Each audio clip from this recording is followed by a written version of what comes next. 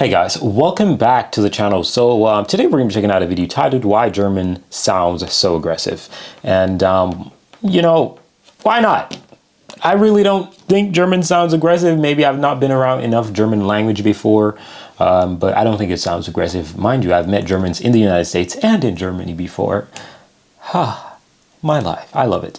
But yeah, I've not been into Germany enough because I've only been to the German airport in Frankfurt. Breaks my heart, but I definitely will try to visit Germany more deeply one day when I'm able with money, because I'm broke, obviously. Anyways, yeah, without further ado, guys, let's get right into this video. Thank you for watching. And do you think German sounds aggressive? Because you guys are Germans, so I would love to know the POV of you guys. Anyways, without further ado, let's get right into this video. We are German, and as such, we are always self-conscious about getting angry in public. What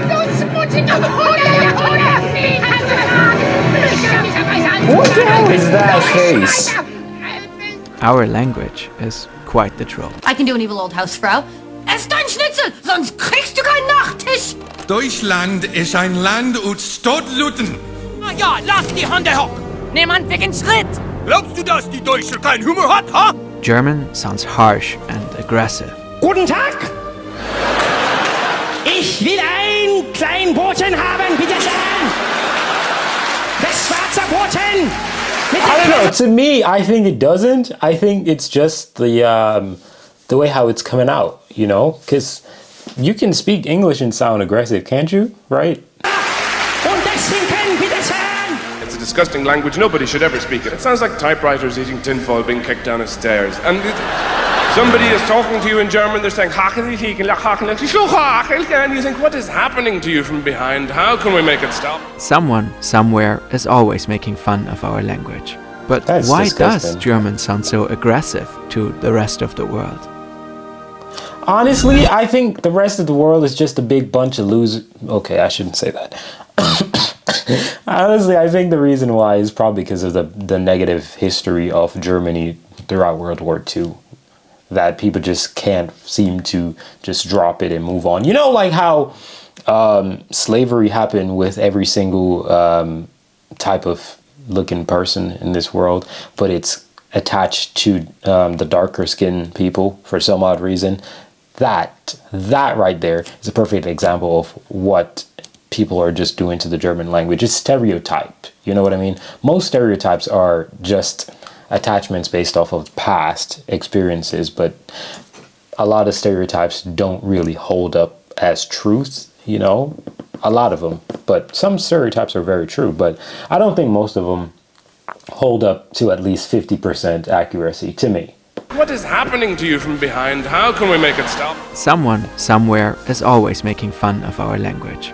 But why does German sound so aggressive to the rest of the world?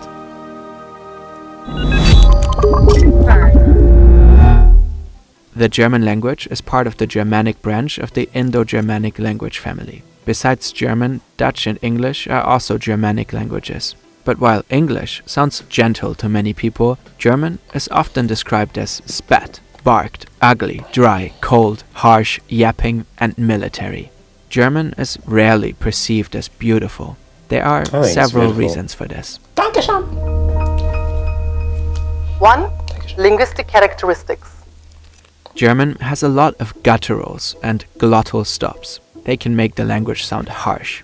Let's start with guttural sounds. German has the special ach sound, which sounds very throaty. It can be heard in the German words fauchen, which means to hiss, or krach, which means noise. These words are often difficult for non-German speakers to pronounce because these sounds don't Krach. Krach. Funk. I don't know, I don't think I said the F1 exist properly. in widespread languages like English. Next, glottal stops. Germans pronounce vowels very strongly, especially when they appear at the beginning of a word. This causes the vocal cords to open suddenly and all the air that has built up to escape at once. Take the word apple. The German word is Apfel. You can hear it quite well throughout this example. Apfel. Ich esse oft Äpfel und anderes Obst. In many other languages, the words of a sentence are spoken. Like, he just spoke the German and it sounded so beautiful. What? Am I just a nice person who is probably hated by 90% of people because I'm saying that this doesn't sound bad to me? I don't know. It sounds beautiful to me. In a flow. In German, sometimes there's a mini pause before each individual word. Here you can hear the difference. Everything is alright. Alles ist in Ordnung. Of course, I'm overdoing it a bit here, but you get the idea. These breaks can make German sound a bit barked. Some sounds exist in almost all languages, such as M and B. Others are quite unique and only appear in a few languages. In English, there's the diagraph th, for example in thanks. Germans, including me, often struggle to pronounce that.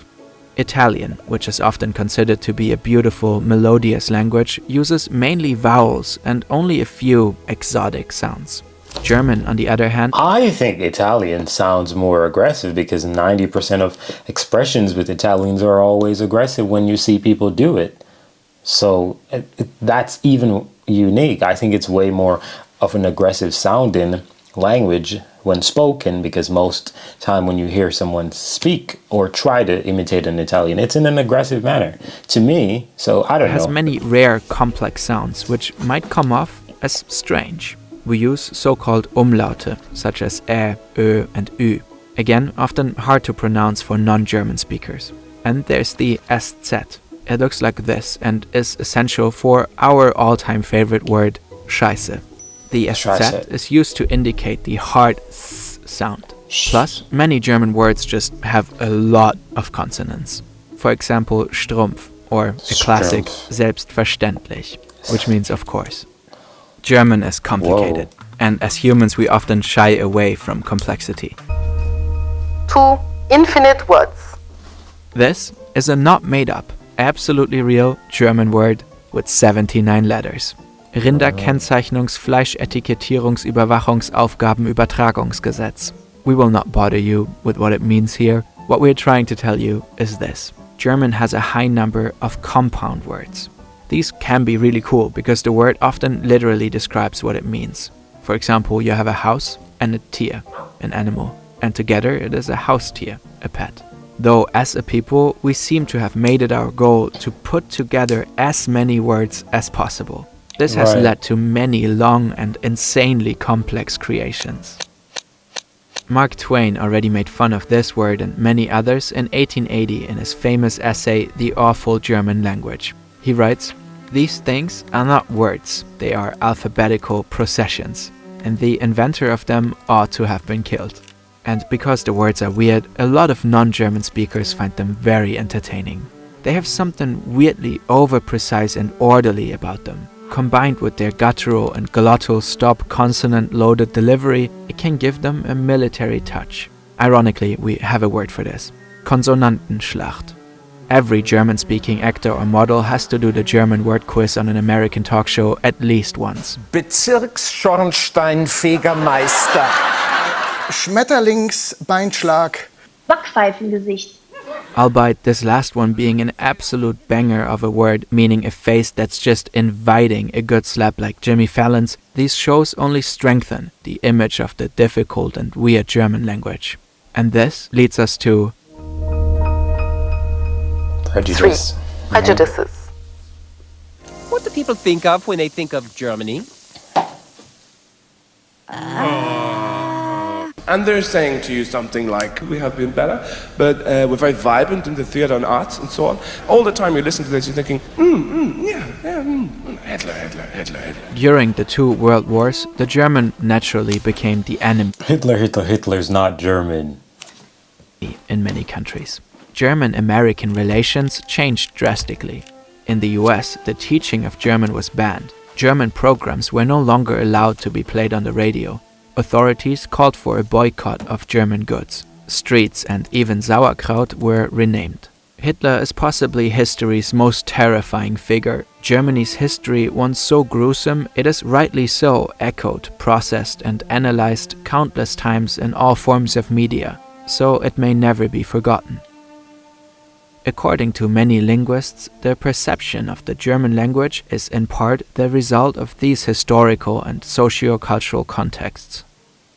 German might have an image problem. Linguists would point out that you shouldn't judge a language based on its sound. What sounds strange to one person is beautiful to another. And if you label a language as ugly, you might miss out on fascinating insights into other worlds of thought and sound. So lastly, let us introduce you to some beautiful German words you can pretentiously incorporate into your Sprachgebrauch. Fernweh describes the opposite of homesickness, the longing for distant places. Weltschmerz is a feeling of knowing that the world will always fail to meet your expectations because of the prevalence of pain existing throughout it. And lastly, Treppenwitz, a joke or thought that you think of too late, just as you walked out the door. Treppenwitz. Treppenwitz. Oof, I'm trying in German. Like it because it's English, you know, is my natural. It's like automatically I'm like Treppenwitz. I know it's Witz because VW, Volkswagen, not Volkswagen. Volkswagen. So no, the W. Wait. Is the W pronounced as V? Treppenwitz. Hold on, let me get it. Always fail to meet your expectations because of the prevalence of pain existing throughout it. And lastly, Treppenwitz, a joke or thought that you think of too late, just as you walked out the door, already on the stairs. Like I'm sure there's a nice way to finish the video here, but I guess it just won't come to me until we hit publish. Nah, but in reality, I think this was a good video from Fern. Shout out to Fern. Link will be in the description so you guys can check out the original video as usual. And I think the German language is a beautiful language. And you see the prejudice, human prejudice behavior is just terrible. Stereotypes, terrible. You know, we don't give... Like, if we have one experience, one negative experience, we use that to conquer and to judge, you know, everyone based off of that, if they have anything in common with the individual that we, you know, originally had the issue with, which is quite wild, you know, because it's an unfortunate situation. But either ways, guys, thank you for watching this video. Let me know how y'all feel about the German language, because I think it's beautiful, and I think it's fun that, you know, some of the words are so difficult to pronounce, because who doesn't like challenges in life? Challenges are what makes you feel accomplished. Like, without challenges, you'll never feel accomplished, you know? So yeah, I like Germany and I like German words. And, you know, sometimes when I do videos on other places, I always get backlash because, you know, I'm always praising Germany, you know. But yeah, it is what it is. I'm not judging Germany based off their past, because their past was not necessarily because of them, you know. It's awakening of, like, we all are capable of good and bad, and that's the reality. And when the person who is responsible triggers that evil in us, that's how, you know, we join in forces with them. Like, the great story of the angels in heaven was that Satan, you know, he gathered other angels. Those angels did not think to rebel. However, it is in their natural state to rebel. So once they're triggered, they will do the wrong thing. It's just that simple. So yeah, shout out to the Germans. Let me know how y'all feel about this video. Thank you for watching. Kind of depressing, but I'm out of here. Peace.